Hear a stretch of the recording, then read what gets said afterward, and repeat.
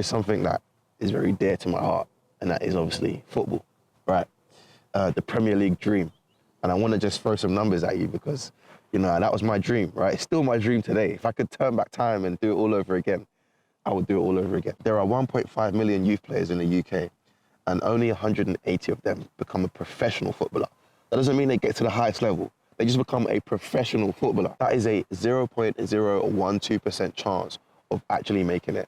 And the funny thing about this is when I was playing for Crystal Palace, they would come into the training ground and they would bring lecturers in and they would tell us, look, out of all of you guys in the squad, only one of you are even going to get a pro contract. And that doesn't mean you're even going to play for the first team. That doesn't mean you're going to play in the Premier League. And they would be very, very honest, and they would tell us that, listen, you're playing a game here that not many of you are even have a chance of making it. So I do think that, you know, they do warn you of the signs, but when you're a young boy trying to make it, you don't care about the signs. You are so relentlessly aggressive about pursuing your passion, your dream, that you don't really believe that you're going to be the guy that don't make it. I never thought I'm not going to make it. Why would I think that? I came here to make it. So there's that, you know. Less than 1% of academy players even make it to the Premier League. And that's overall. That's not just black boys, that's overall.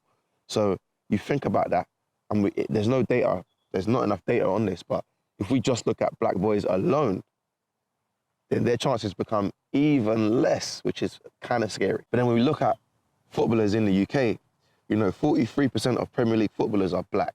That doesn't mean black British, that just means black. So it could be players from Africa, players that are from other European countries that are black, which lets us know that, you know, there's a lot of us in there. But then if we look at off the pitch, only 4.4% of managers are black. Only 1.6% are in executive or ownership roles. The issue is that basically those positions, those ownership positions, are not really, they're not well seen. So young black boys are not even